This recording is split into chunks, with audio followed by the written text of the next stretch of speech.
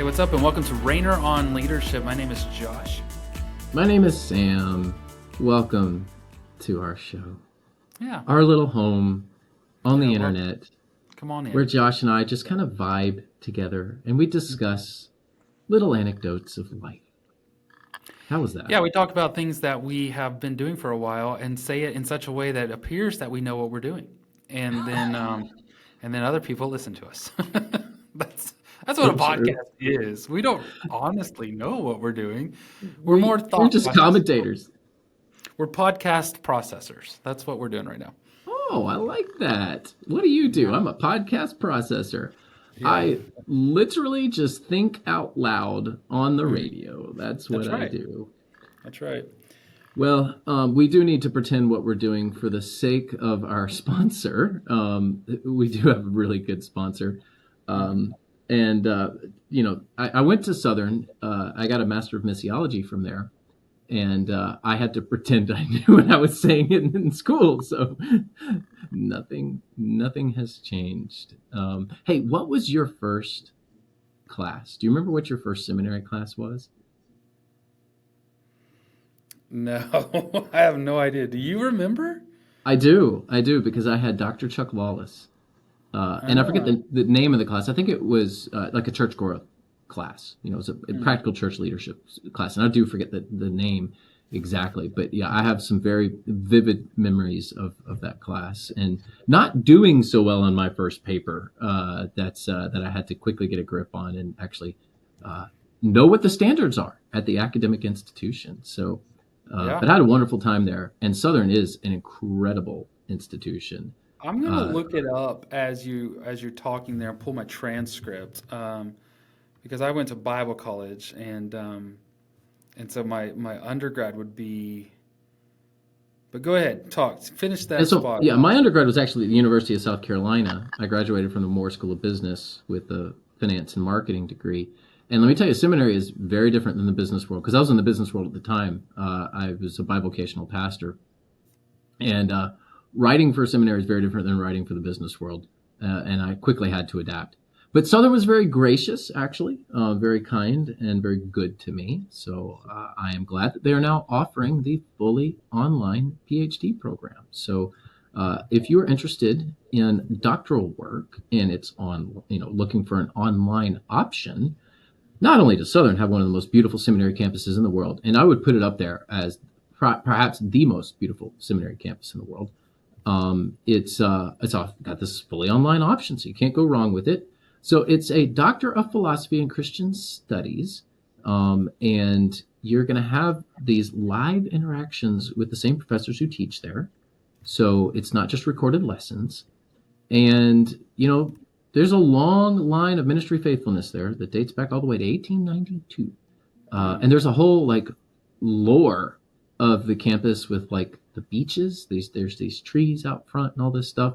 Some really cool Southern Seminary history that you might want to just dig into. You can Google all that stuff. But Mhm. what you should do first is go to sbts.edu, Southern Baptist Theological Seminary, sbts.edu/Rainer, Rainer, Rainer. Get that right. It's not Rainier.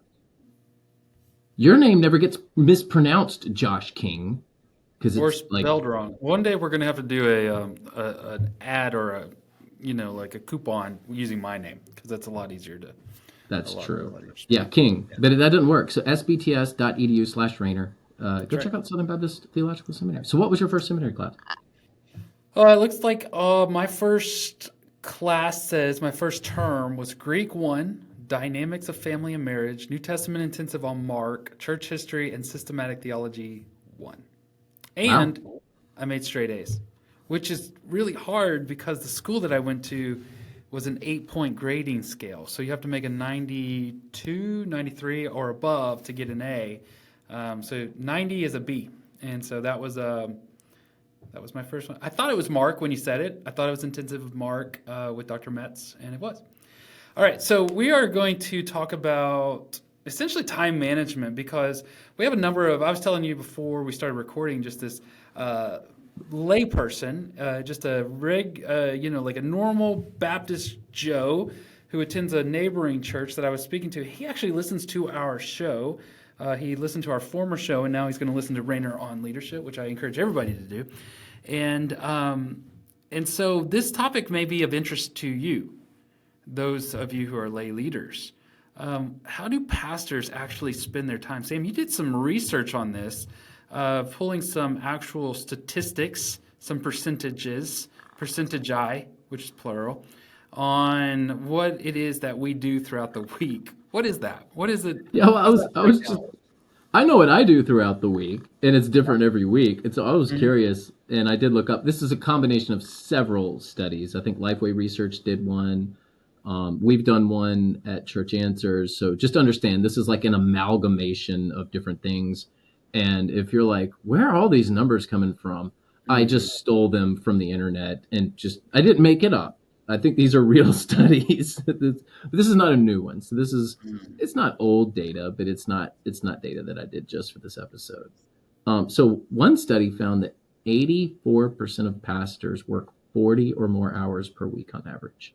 So, that's significant, because there's a lot of bivocational pastors out there too. It's also going to be shocking to those who think we work 1 to 2 hours a week on Sundays, that there's another whole work week that happens. Yeah, I mean, you talk about shepherding. The role itself will attract workaholics and lazy bums, and there's not a whole lot in between. And honestly, there are not too many lazy bum pastors out there. Like, I'll just be real. They exist, but more pastors are the ones that are like just pouring the hours into the role because it's a calling, because they love it, because they can't imagine doing anything else. And, the pay is not that great for most of us. The pay is not that great. But that's not what it's about. It's about honoring God in your profession, which anyone can do, of course. But especially in ministry, there is this idea of like, no, I've been specifically called. I got called out of the business world in my case. I got called out of the energy consulting world and into ministry. And I knew I was going to make less. I knew that my ceiling was going to be a lot lower. And it was just like, no, but I can't, like, the thought of like, I get to shepherd a church full time, it blew my mind. And I was bivocational for a while before being full time, but I woke up every morning. I still do. Although when it's like, when you're like 20 something years old and you're getting full-time pay in ministry, it's just like, I can't believe I get to do this. But at least that's how I thought. And I was at a tough church too, but I loved it, man. But yeah, pastors pour hours into it. Most people don't, and maybe they do now, but the old, I don't know what the term I'm looking for is, but that old trope of, you must work 2 hours a week, 1 hour on Wednesday, 1 hour on Sunday, is a bit ridiculous. Yeah, I mean, 84% of pastors are working 40 or more hours. 35%, which is way over a third, are working 60 or more hours every week. That seems very familiar. That I know. I've experienced that. And every week for me, it's like, you're going to work 60 hours. The benefit is they're flexible. It's a little, I don't have to work 9 to 5. But my hours tend to be more in the evenings than actually anything else. So, but it's, I think for most pastors, if you talk to them, you have 40 to 60 hours, and for a chunk of them, about a third of them, 60 or more, pretty typical. Yeah, very, very much. So we're going to break down how these hours all fit together. And of course, these are anecdotal. They're survey responses. So just skimming through the list here, the first two are 20 and 20, or they're kind of the top of the ranges there. So that's 40. And then you start adding the other ones, and this is going to come together pretty quickly. Now, I don't think this first one's so much of a surprise, but 15 to 20 hours on sermon prep. I think that there's a lot of debate. We've done shows on this before. Some people, it's as low as 8, and honestly, a lot of weeks, mine will be 8 to 10 hours. And so, but I also think that I've heard, there's just sort of a bell curve to this. When you first start preaching, it takes a longer time to prep a sermon. The longer you go, it becomes a little bit more natural. You know how to do these things. Also, the other side of that is when you first start, you're usually at a smaller church. There's not a lot of staff. While it takes longer to prep, you don't have as much time because you're having to do so many other things. The longer you go, if you do end up at a larger scale church with multi-staff, that sort of stuff, your schedule's pretty free. They're like, Pastor, just go prep your sermon. I know a lot of guys, and there have been seasons of my pastorate where it's just like, well, Pastor, just go prep your sermon. We'll go take care of everything else. That's an equally terrifying and relieving thing to be in. So, yeah, 15 to 20 sounds about right. It does. I think 20 on every week might be a little high, frankly, particularly if you're a very skilled and experienced pastor. Like we're recording this during the Christmas season, and I'm doing a series through Matthew, the first 2 chapters of Matthew, because I went through the entire book of Matthew and saved the first part for the Christmas series. So this year I preached Matthew, and hey, you know how many times I've preached Matthew chapter 1 and chapter 2 when it comes to Christmas? I mean, I've been doing this 20 years. I don't preach Matthew every year, but it's a chunk of years that I've been there. So I went back and I read the commentaries that I typically read, and I'm like, yeah, okay. Do I need to buy another commentary, see if there's another perspective on it? I mean, you just kind of know it at that point. Yeah. If you've been preaching 20 years, and man, I might step on toes, so sorry, not sorry, but if you've been preaching 20 years and you're doing a Christmas series on Matthew chapter 1 and 2, 4 weeks, 5 weeks, whatever, and you're spending 20 hours on that sermon, what's wrong with you? Like, you should be able to put that together pretty quickly. Unless you're just doing something really unique. You don't need to spend that amount of time. Now, I'm about to start a series through Romans, and I've never, 20 years in ministry, I've never done a verse-by-verse expositional series through Romans. So you know what? I bet I am spending somewhere between 15 and 20 on those sermons because I haven't done that before, even though I have 20 years of experience. It just depends on what you're doing. But yeah, regularly I'm right around 12, and I think that's a good spot to be. It's like pushing a car. At first, it takes a ton of energy, and it's really slow going. But then once it gets going, it's a lot smoother, and it can run pretty quickly. And if you get more help along the way, then you're going to go a lot quicker. And by more help, I mean if you are a seasoned preacher with multiple degrees in this, then if it's taking you more than half of your week to prep a sermon, that might be a different thing. Like it could be pride, it could be hiding. Perfectionism. The perfection. There's some people that hide in their studies because they don't want to deal with people and their problems, and books are a lot easier to deal with. And so those are all things you got to wrestle through. But sermon prep, it's going to take up a lion's share. It's going to take up a big chunk. The thing that takes up the most by itself is going to be sermon prep. The next one, you've got kind of a broad category: counseling, weddings, hospital visits, 10 to 20 pastoral hours care. just on pastoral care. That's going to be a lot of it. That's the people side of it. It is. This is the people side of it, and that's the way that I wanted this to be taken because I had to combine some different studies to kind of get to these numbers. But I think a lot of pastors that are listening to this would agree. Yeah, people issues, like 10 to 20 hours a week. Mm-hmm. Now, that could be something as simple as, like, I went to the hockey game last night with a new member. We had so much fun.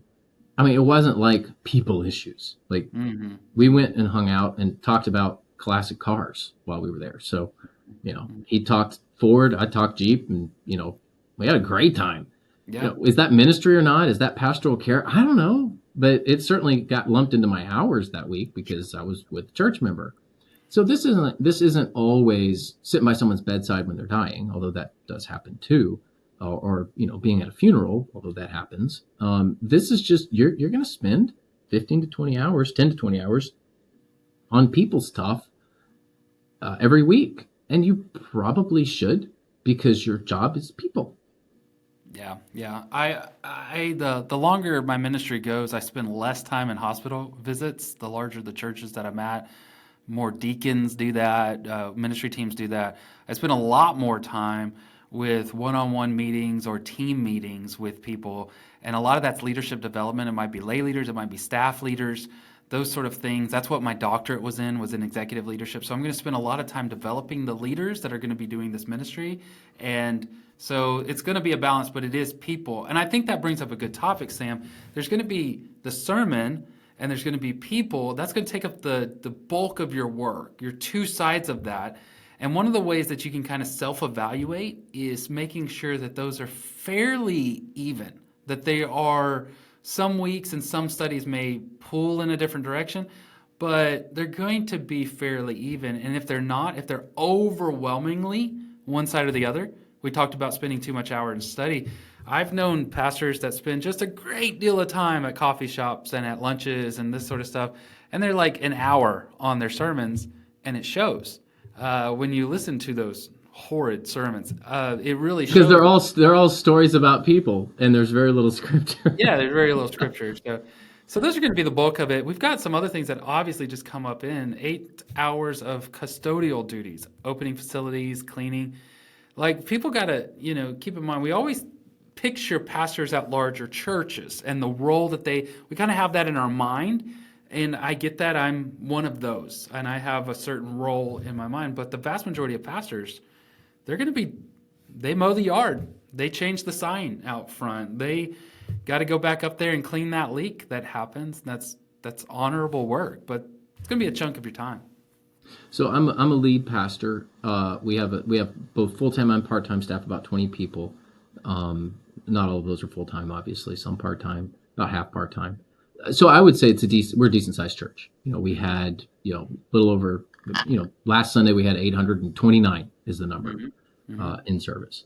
So, decent sized church. I still spend maybe an hour on average during the summer, maybe a little more, 2 hours doing this. Am I cleaning bathrooms? No. Have I unclogged toilets before because no one was here to do it? Yes. But I help tear down, set up chairs, take garbage out. It's usually when other people are doing it, when it's like an all-in effort, like, hey, it's VBS cleanup time. But I'm actually still, even at a church our size, doing some of this stuff. And I think I should. I think, you need to, hey, get out there and help, set up the stuff for Treat Street, the Fall Fest, whatever. Go put the chairs up, help put tables up. Even if you're in a larger church, I think this is good for your soul. So 8 hours of custodial duties is too much. Like, goodness, I feel for Bible pastors that are like, 8, that's a good week. It's 10 or 12.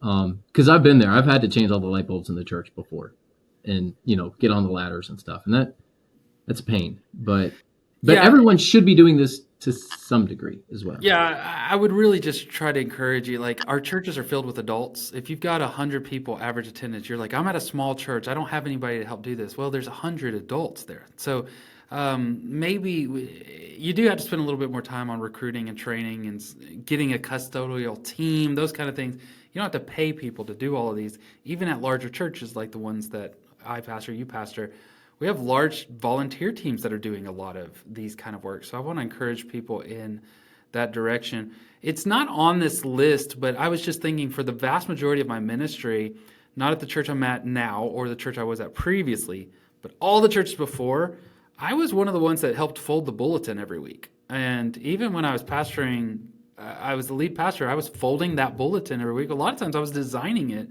and then getting it printed and fixing it and going and then walking over there and putting them in the little, however we were going to hold it at that church. So little things like that people don't realize, they just take time. Every meeting that you have has a couple of hours of preparation time, and then the handout has to get made and the reports have to get collected. And so it's not custodial in the sense of cleaning, but it is custody, like the ownership of this facility and the ministry to do. I need to confess something that I've never confessed before to anybody. All right. Can I do it over the air to you? Okay. I won't tell anybody. Summit Energy. I'm very sorry. That was the energy consulting firm that I work for. It's been sold to venture capital and then to Schneider Electric, so it doesn't even exist anymore. But I printed 15 bulletins every week on company time, late at night, for my church, because I did not have a printer that did that back and front at home. So the guilt has now been relieved. The confession is good for the soul.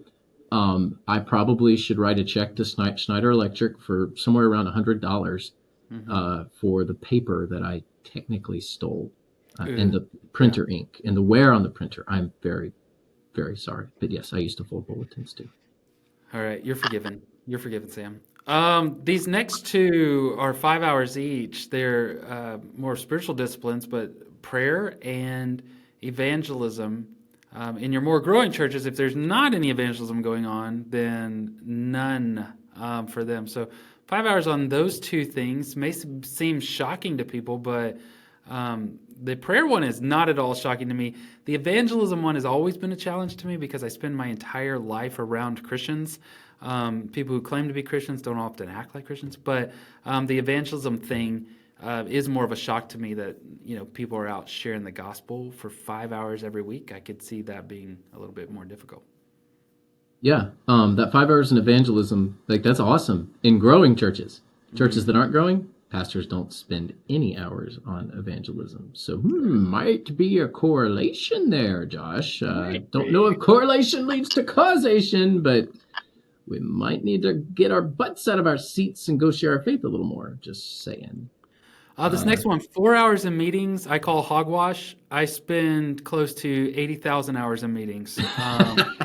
All I do is go. I was telling my sons the other day, we were joking about it, and I'm either preaching or I'm in a meeting, going to a meeting, prepping for a meeting, leaving a meeting. I am just always in meetings.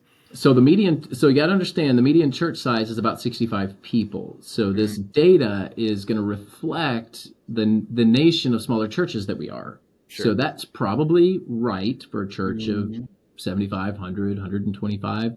The larger the church gets, the more the lead pastor is going to be in meetings. Yeah, I spend 4 hours in meetings just on Tuesday morning, from 8 to 12. I mean, that's my meeting day, but I think the lesson here is the larger the church, the more meetings you're going to be in. That's just the nature of it. I don't know that that's avoidable. I don't know that it's bad, but some people like meetings, me, because I get to be around people. Others despise meetings. So I like you know what camp you're in. Yeah, they're culture setting, they're productive, and they're discipleship oriented. That's how I look at it. I'm going to disciple these folks for this next 45 minutes. Using finance or human resources as the topic. But last one is 3 hours in electronic communication.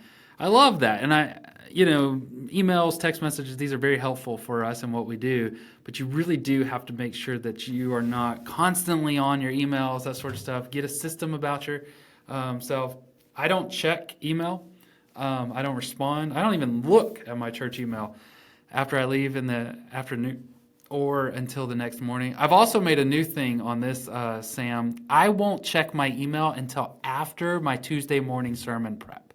So Mondays I check it throughout the day, but Tuesday mornings, my normal habit is to check it first thing in the morning, respond to emails, and then get to sermon prep. But a couple months ago, I got a salty email on Tuesday morning, and it just wrecked my sermon prep. So I decided here on out, I am not checking my email until after sermon prep. And that really helped in a lot of ways. But yeah. I know some guys that spend 30 hours, 10 times factor on this, 30 hours a week in electronic communication. Man, get off that. You want me to name names? You want to know who they are? No. I don't know. They're the Theo Bros on Twitter. Yes, they do. And that's an interesting thing that you bring up there with social media. Social media is great. And while you're at work, or while you're clocked in, or whatever it is that when you're supposed to be working, social media is great for communication. I use it a lot for communication. There's a lot of times because I'm in a larger, new church, before I have a meeting, I Facebook search them real quick because I don't know who this person is. I'm just trying to see their face, Sorry. And then speaking of electronic communication. My son just got out of school and he wants to tell me something very funny, I'm sure. But arguing on social media, definitely not the time to do that. Use it for communication, use it for promotion, but do not use it for arguing or marketplace surfing or anything like that. So, Hey, you know who can make electronic communication better? church teams can make Church teams electronic can. communication. Yeah. Fantastic. They've got all sorts Yeah. of systems for communication. Like texting, they do that. Databases, they do that. Project management, they do that. So go check them out. Go.churchteams.org. Excuse me, com. Can't believe I got that wrong. It's right in front of me. Go. .com. Yeah. Go.churchteams.com. You may be wondering if you're getting what you need out of your software, and you may be wondering, what on earth am I paying for? Why am I paying this? If you're asking those questions, or if they just me saying them right now got you thinking, you need to go to go.churchteams.com. Go look at all their services. They are amazing at what they do. They have great customer service. If you're thinking, I'm a small church, can I afford this? Yes, they've got a scalable system for pricing points. So they've got all the stuff for large churches, but they can accommodate small churches too. So I love what they do. It's a great business model. At some point, I'm just going to bring Boyd onto the show. He's coming on the show in a few weeks, and just talk about his business model, because it's fascinating. But that's not really what we do on this podcast. But it's a great business, great team, great system. You need to go to check out Church Teams. Go.churchteams.com. Yeah, make sure you check out Southern Seminary Church Teams. And thank you for listening to Rainer on Leadership. We really do hope that this show is helpful to your leadership within the local church context. So if it is, make sure that you share the show and let other people know about what's going on with Rainer on Leadership. And we will catch you next